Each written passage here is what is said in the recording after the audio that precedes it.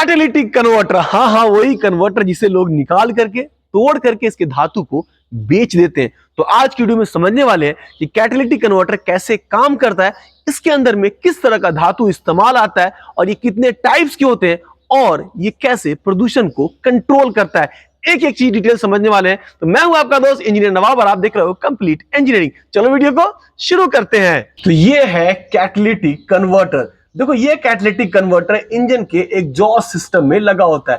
तो जब भी इंजन के अंदर में कंबशन यानी कि उसके अंदर में जब फायरिंग होता है तो उसके अंदर से बहुत ही हानिकारक गैस निकलती हैं। उनमें से 3 सबसे हानिकारक गैस है। सबसे पहला है नाइट्रोजन ऑक्साइड जिसको हम लोग नॉक्स बोलते हैं, दूसरा है कार्बन मोनोऑक्साइड और तीसरा अनबर्न फ्यूल यानी कि हाइड्रोकार्बन। और ये तीनों गैस बहुत ही जहरीली गैस होती है। अगर ये गैस डायरेक्टली एनवायरमेंट में जाता है जिसकी वजह से क्या होता है, एनवायरमेंट बहुत ही ज्यादा प्रदूषित होता है। इसी वजह से इस डिवाइस को लगाया गया। ये डिवाइस क्या करता है, इन हार्मफुल गैस के लेवल को कम करके यानी कि यहाँ पे इस गैस का रिएक्शन करा करके उसके लेवल को कम करके उसके बाद उन गैस को एनवायरमेंट में छोड़ते हैं। तो सवाल ये आता है कि इसके अंदर में ऐसा होता क्या है कि इतने हानिकारक गैस को ये कन्वर्ट करके कम हानिकारक गैस में बदल देता है। तो चलो अब समझते हैं कि इसके अंदर में किस तरह का मटेरियल यूज होता है और ये कैसे काम करता है। तो ये है एक कैटालिटिक कन्वर्टर के अंदर का व्यू। इसके अंदर में एक हनी कॉम्ब स्ट्रक्चर का डिजाइन देखने के लिए मिलेगा। हनी कॉम्ब बोलते हैं, मधुमक्खी के घर को हम लोग हनी कॉम्ब बोलते हैं।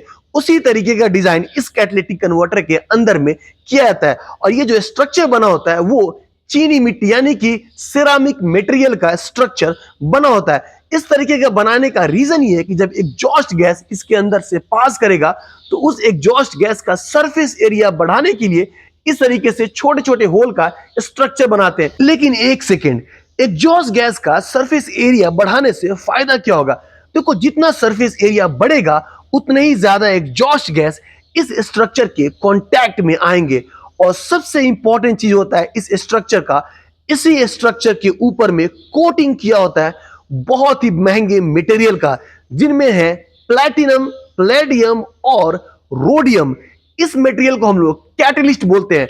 तो जैसे ही एग्जॉस्ट गैस इस कैटलिस्ट के यानी कि प्लैटिनम, पैलेडियम और रोडियम के कांटेक्ट में आते हैं तो यहीं पे इस एग्जॉस्ट गैस का रिएक्शन शुरू हो जाता है, जहां पे ऑक्सीडेशन और रिडक्शन दोनों होता है और ये harmful gas less harmful gas में कन्वर्ट हो जाते हैं। तो ये रिएक्शन कैसे कंप्लीट होता है, आ जाओ इसको समझाता हूं। तो देखो 2 तरह के कैटालिटिक कन्वर्टर आते हैं। सबसे पहला आता है 2 वे कैटालिटिक कन्वर्टर या फिर हम इसको ऑक्सीडेशन कैटालिटिक कन्वर्टर भी बोलते हैं, और दूसरा आता है 3 वे कैटालिटिक कन्वर्टर। सबसे पहले मैं बात करने वाला हूं 2 वे कैटालिटिक कन्वर्टर के बारे में। तो देखो जो 2 वे कैटालिटिक कन्वर्टर होता है उसमें सिर्फ हम लोग ऑक्सीडेशन कैटलिस्ट यूज करते हैं। उसमें सिर्फ प्लैटिनम और पैलेडियम का कोटिंग इस हनीकॉम्ब स्ट्रक्चर पे किया जाता है।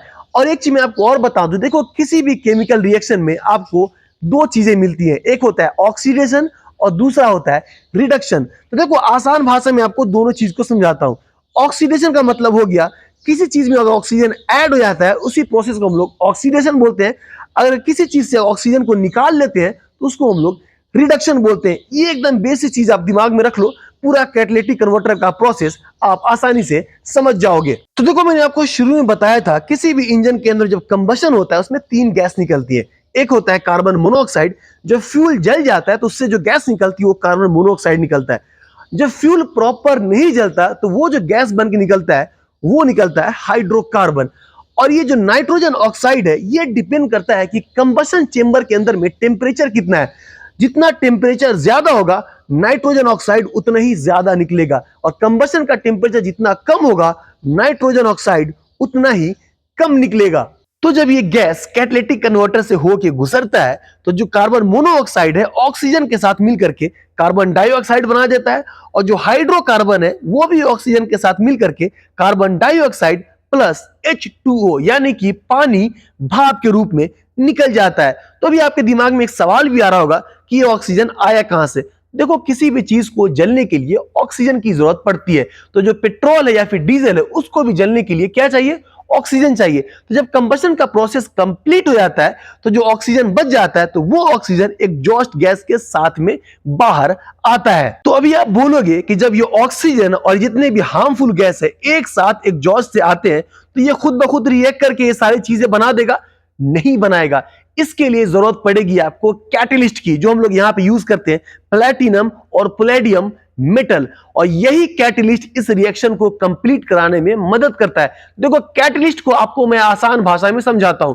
देखो हर मोहल्ले हर गांव में एक ऐसा बंदा होता है जो चुगलखोर होता है। तो वो बंदा क्या करता है, एक घर में जाएगा वो दूसरे घर के बारे में कुछ उल्टा पुल्टा बोलेगा, फिर दूसरे घर में जाएगा वो पहले घर के बारे में कुछ उल्टा पुल्टा बोलेगा।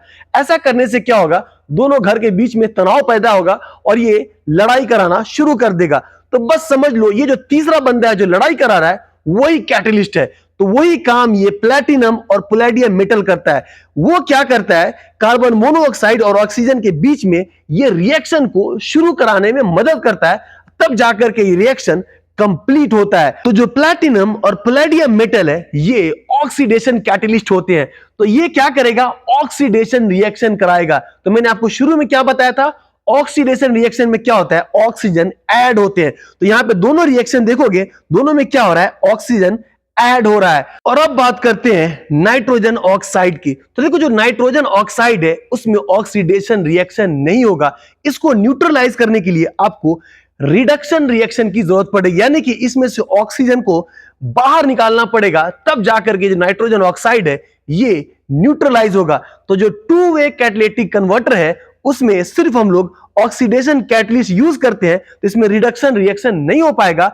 इसी वजह से यहां पे क्या होता है, सिर्फ जो कार्बन मोनोऑक्साइड है और जो हाइड्रोकार्बन है वही कन्वर्ट हो पाते हैं, और जो नाइट्रोजन ऑक्साइड है वो सीधा बाहर निकल करके वो इन्वायरमेंट में जाता है, और बाहर निकलने के बाद ये वाटर वेपर के साथ में मिल करके रिएक्शन कर लेता है, जिससे ये नाइट्रिक एसिड बनाता है, जिसको हम लोग एसिड रेन बोलते हैं, जिससे हमारे इन्वायरमेंट को खतरा होता है। इसी वजह से जो टू वे कैटालिटिक है ये सिर्फ डिजाइन किया गया हुआ है लीन मिक्सर के लिए, यानी कि वैसा मिक्सर जिसमें ऑक्सीजन ज्यादा हो। जितना ज्यादा ऑक्सीजन होगा उतने अच्छे से कार्बन मोनोऑक्साइड और हाइड्रोकार्बन को कन्वर्ट कर पाएगा। लेकिन जो सबसे बड़ा प्रॉब्लम है नाइट्रोजन ऑक्साइड को कन्वर्ट नहीं कर पाएगा।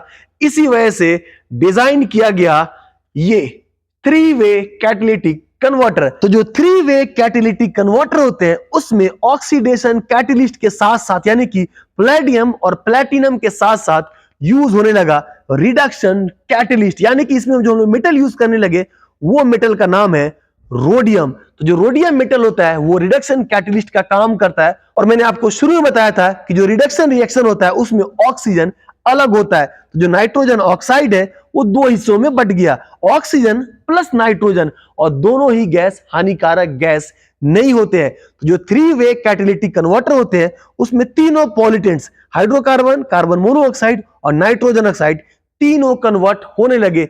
इसी वजह से इसका नाम पड़ा थ्री वे कैटालिटिक कन्वर्टर। लेकिन अभी एक प्रॉब्लम है, देखो कैटालिटिक कन्वर्टर को अच्छे से काम करने के लिए जो कंबशन का प्रोसेस है उसको अच्छे से कंप्लीट होना बहुत ही ज्यादा जरूरी है। और आपको यह भी पता है कि कंबशन का प्रोसेस तभी अच्छे से कंप्लीट होगा जब एयर और फ्यूल का रेशियो परफेक्ट होगा।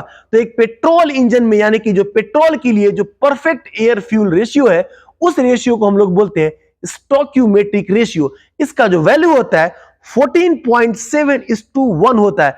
मतलब यह हुआ कि 1 ग्राम पेट्रोल को अच्छे से जलाने के लिए आपको 14.7 ग्राम हवा की जरूरत पड़ेगी, तभी आपका जो पेट्रोल है वो अच्छे से जलेगा। लेकिन अगर एयर फ्यूल का रेशियो 14.7 से ज्यादा होता है तो वो मिक्सर लीन मिक्सर कहलाएगा, और इस मिक्सर में ऑक्सीजन की मात्रा ज्यादा होगी।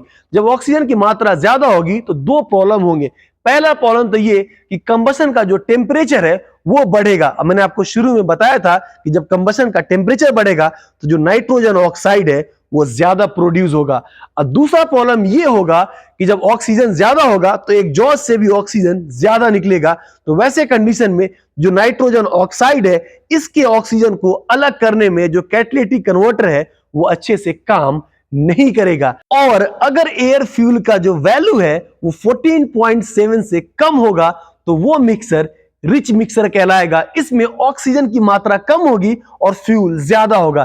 तो वैसे कंडीशन में क्या होगा, जो कंबशन का प्रोसेस है सही से कंप्लीट नहीं होगा, जिससे अनबर्न्ड फ्यूल यानी कि जो हाइड्रोकार्बन है वो ज्यादा अमाउंट में प्रोड्यूस होगा। और दूसरा रीजन ये भी होगा कि जो ऑक्सीजन है एग्जॉस्ट सिस्टम में भी कम आएंगे। तो जब ऑक्सीजन एग्जॉस्ट सिस्टम में कम आएगा तो जो हाइड्रोकार्बन है वो सही से कन्वर्ट नहीं होगा, क्योंकि जब ऑक्सीजन रहेगा नहीं तो ऑक्सीजन जब नहीं होगा तो ये हाइड्रोकार्बन बायो प्रोडक्ट्स में कन्वर्ट नहीं हो पाएगा।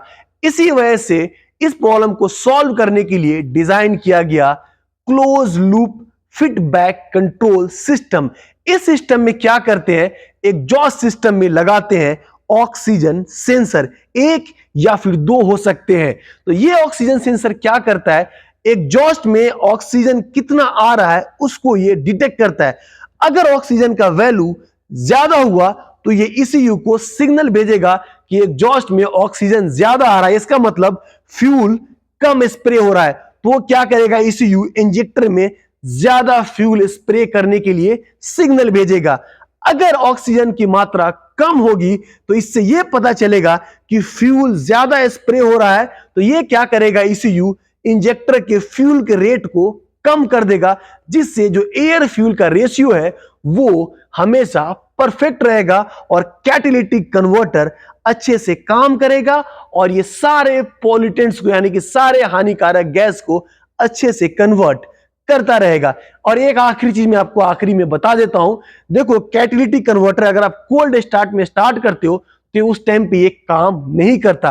ये तभी काम करना शुरू करता है जब कैटालिटिक कन्वर्टर का टेम्परेचर 200 से लेकर के 300 डिग्री सेल्सियस के बीच में होता है। और ये सबसे परफेक्ट तब काम करता है जब कैटालिटिक कन्वर्टर का टेम्परेचर 400 डिग्री सेल्सियस के अराउंड होता है। तो ये था डिटेल वीडियो कैटालिटिक कन्वर्टर के बारे में। जिनको डीपीएफ के बारे में जानना है, इसका लिंक आपको डिस्क्रिप्शन में मिल जाएगा, इसे आप जाकर के देख सकते हो। इसके अलावा भी चैनल पेज पे बहुत सारे वीडियो ऑटोमोबाइल के बारे में, उसे भी आप देख सकते हो। तो चलो मिलते हैं नेक्स्ट वीडियो में नए टॉपिक के साथ में।